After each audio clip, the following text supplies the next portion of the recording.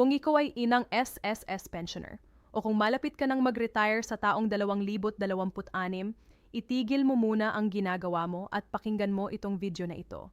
Dahil may bagong desisyon ang SSS na direktang makakaapekto sa halaga ng iyong matatanggap sa mga susunod na buwan. May dalawang petsa na dapat mong tandaan ngayong taon. At kung hindi mo ito malalaman, maaaring malito ka kung bakit naiiba ang dating ng karagdagang pensyon mo kumpara sa ibang kakilala mong pensioner. Kaya kung gusto mong malinawan tungkol dito, manatili lang dito dahil ipapaliwanag natin ito hanggang sa pinakamaliit na detalye. Pero bago tayo tumuloy, kung bago ka pa lang dito sa channel namin, i-click muna ang subscribe button at huwag kalimutan ang like sa video na ito. Sa ganitong paraan, hindi ka mahuhuli sa mga susunod na balita tungkol sa SSS, GSIS at iba pang benepisyo na pwede mong asahan. Sige, magsimula na tayo. Marami sa atin ang nakaalala na noong 2025, nagsimula ang SSS sa isang malaking programa na tinatawag na Pension Reform Program. Ang programang ito ay 3 taon ang takbo, mula 2025 hanggang 2027. Ang layunin nito ay simple lang, taon-taon magkakaroon ng dagdag sa pensyon ng mga retirado, may kapansanan, at survivor pensioners. Para sa mga retirement at disability pensioners, 10% ang dagdag. Para sa mga death at survivor pensioners, 5% naman. At ang plano noon, bawat Setyembre, ito ang darating na dagdag. Ngayon, dumating tayo sa 2026. At dito nagsimula ang kwento na pinag-uusapan natin ngayon. Dahil sa nararanasan nating krisis pang-ekonomiya, ang tumataas na presyo ng gasolina, ang implasyon, at ang epekto ng tensyon sa Middle East sa buong mundo, napansin ng SSS na maraming pensioner ang nahihirapan sa araw-araw na gastusin. Kaya gumawa sila ng desisyon, isang desisyon na maganda balita para sa milyon-milyong Pilipino. Sa pamumuno ni Finance Secretary at Social Security Commission Chairman Frederick Go at SSS President Robert Joseph Declaro, inihayag ng SSS na bibilisan na nila ang implementasyon ng pangalawang round ng dagdag pensyon.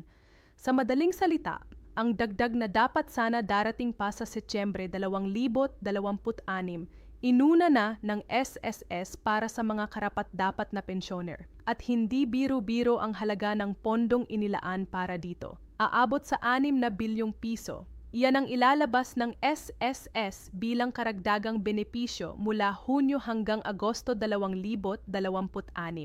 Pero dito pumapasok ang mahalagang detalye na dapat mong pakinggan ng mabuti. Hindi lahat ng pensioner ay sabay-sabay makatatanggap ng dagdag na ito. May 2 grupo, at ang grupong kabilang ka ay depende sa petsa ng iyong retirement. Onday pagsusipan washen and cut-off. So ipar sa mga pensioner na opisyal na nagretiro o ang sinasabi nating date of retirement ay hanggang Mayo 31, 2026. Kung ikaw ay nagretiro bago o hanggang sa petsang ito, congratulations! Ikaw ang unang bumenepisyo dito. Ang dagdag mong pensyon ay nag-umpisa na noong Hunyo 2026. Oo, narinig mo ng tama. Kung ikaw ay kasama sa grupong ito, malamang nakita mo na ang pagtaas sa iyong natanggap noong Hunyo. 10% na dagdag kung ikaw ay retirement o disability pensioner at 5% kung ikaw ay survivor pensioner. Ito ang grupo na nakatikim na ng maagang benepisyo dahil sila ang naunang nasakop ng bagong patakaran ng SSS. Ngayon, payuspad natin sa pangalawang cut-off. Andito kailangan ng konting pasensya. Ang grupong ito ay tinatawag na new pensioners. Ito ay para sa mga miyembro na ang date of retirement o ang sinasabi nating contingency date ay nahuhulog sa pagitan ng Hunyo 1, 2026 hanggang Agosto 31, 2026. Kung ikaw ay nagretiro sa loob ng 3 buwang ito, Hunyo, Hulyo o Agosto 2026, ikaw ay kasama sa pangalawang grupo. At ano ang ibig sabihin nito para sa'yo? Una sa lahat, oo, may dagdag pensyon ka. Hindi ka kalilimutan ng SSS. Ang benepisyo mo ay sigurado. Pero ang pagsisimula nito ay sa Setyembre 1, 2026. Iyan ang petsang dapat mong markahan sa iyong kalendaryo. Kaya kung ikaw ay nagretiro, sabihin natin, ngayong Hulyo 2026 at nakita mong wala pang dagdag sa iyong pensyon sa mga susunod na buwan bago Setyembre, huwag kang mag-alala. Hindi ito error, hindi ito problema sa iyong account. Ito lang talaga ang takbo ng schedule para sa iyong grupo. Maghintay ka lang hanggang Setyembre at makikita mo na ang dagdag na ipinangako sa'yo. Para mas malinaw, gawan natin ito ng halimbawa, parang kwento. Isipin natin si Aling Nena. Si Aling Nena ay isang dating empleyado sa isang opisina at opisyal siyang nagretiro noong Marso 2026 dahil ang petsa ng kanyang retirement ay bago pa man dumating ang Mayo 31, siya ay kasama sa unang cut-off. Kaya noong Hunyo 2026, nakita na niya ang dagdag sa kanyang pensyon. Nagulat siya ng positibo dahil hindi niya inaasahan na mauuna pa ito kumpara sa orihinal na plano na Setyembre. Ngayon, isipin natin naman si Mang Pedro. Si Mang Pedro ay nagretiro noong Hulyo 2026, iyon ay 2 buwan lamang pagkatapos ni Aling Nena. Pero dahil ang petsa ng kanyang retirement ay nahuhulog sa pagitan ng Hunyo at Agosto, siya ay kasama sa pangalawang cut-off. Kaya kapag tinanong niya ang kanyang kapitbahay kung bakit may dagdag na si Aling Nena pero wala pa siya, maaari siyang mainis o malito kung hindi niya alam ang ganitong patakaran. Pero kung naintindihan niya itong paliwanag, malalaman niya na hindi ito kawalan ng karapatan. Ito lang ay pagkakaiba sa schedule. At darating din ang kanyang dagdag sa Setyembre 2026. Ito mismo ang dahilan kung bakit mahalaga itong impormasyon. Maraming pensioner ang nag-aalala, nag-iisip na nakaligtaan sila, o mas masama pa, naisip nilang baka may mali sa kanilang record. Pero hindi. Ang katotohanan ay simple lang, ang SSS ay gumawa ng paraan para mas mauna ang ilan dahil sa kagyat na pangangailangan ng marami sa panahon ng krisis. At sa parehong oras, sinigurado nila na walang maiiwan. Ang lahat ng karapat-dapat, matatanggap din nila ang kanilang dagdag pensyon kung hindi sa Hunyo, sa Setyembre na lang. Bakit kaya ginawa ito ng SSS sa ganitong paraan? Kung babalikan natin, sabi mismo ng mga opisyal, ang layunin ay magbigay ng mas mabilis na tulong sa mga pensioner na talagang apektado ng pagtaas ng presyo ng langis at iba pang bilihin. Sa madaling salita, mas marami silang tatamaan kung mas maaga nilang ipamamahagi ang dagdag benepisyo kahit pa sa unang grupo lang muna.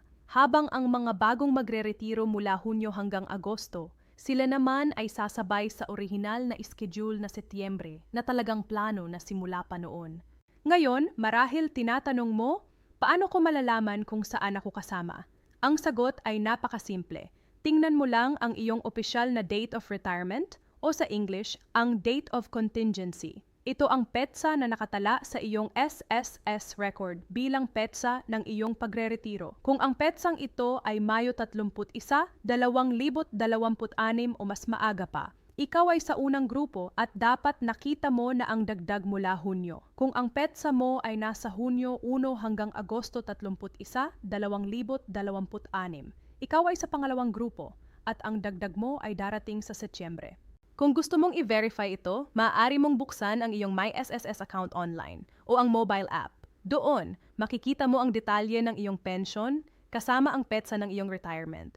Maaari ka rin pumunta sa pinakamalapit na SSS branch kung mas komportable ka sa personal na pag-uusap. Importante lang, huwag kang madaling maniwala sa mga balita o mensahe na hindi galing sa opisyal na SSS dahil marami ngayong nagkakalat ng maling impormasyon, lalo na sa social media. Isa pang bagay na dapat nating tandaan. Ang dagdag pensyon na ito ay bahagi lamang ng mas malaking plano ng SSS. Tandaan natin, ang Pension Reform Program ay 3 taon ang saklaw. 2025, 2026 at 2027. Ibig sabihin, hindi ito huling pagkakataon. Patuloy na may darating pang dagdag sa mga susunod na taon hanggat ipinapatupad ang programang ito. Kaya kung ikaw man ay miyembrong hindi pa nagre-retiro, alamin mo na may inaasahan kang dagdag sa hinaharap, depende sa kung kailan ka magre-retiro. Ngayon, para mabuo natin ang lahat, balikan natin ng mabilis. Una, may dalawang cut-off sa 2026 para sa pangalawang round ng dagdag pensyon ng SSS. Ang unang cut-off ay para sa mga opisyal na pensyonado na may date of retirement hanggang Mayo 31, 2026 at sila ay nakatanggap na ng dagdag mula Hunyo 2026. Ang pangalawang cut-off ay para sa mga bagong pensioner na may date of retirement sa pagitan ng Hunyo 1 hanggang Agosto 31, 2026 at sila ay makakatanggap ng dagdag sa Setyembre 1, 2026. Sa magkabilang grupo, sigurado ang dagdag benepisyo. Pagkakaiba lang talaga ay ang petsa ng pagsisimula. Kung sa palagay mo ay nakatulong ang video na ito, kung naintindihan mo na nang mas malinaw kung saan ka kasama sa dalawang grupong ito, huwag kang mahiyang i-share ito sa iyong mga kaibigan, kapamilya o kapitbahay na pensioner. Marami sa kanila ay maaaring hindi pa alam itong impormasyon at maliit na bagay lang ito, pero malaki ang maitutulong nito para mawala ang kanilang pag-aalala. At kung may tanong ka pa o kung may karanasan kang gustong ibahagi tungkol sa iyong pensyon, isulat mo lang sa comment section. Babasahin namin ang inyong mga komento. At kung kailangan ng karagdagang paliwanag, gagawan natin ng panibagong video para sasagot dito. Huwag din kalimutang i-like ang video na ito at i-subscribe ang channel para hindi ka mahuli sa mga susunod na balita at update tungkol sa SSS at iba pang benepisyo para sa mga Pilipino. Salamat sa panonood at ingat lagi.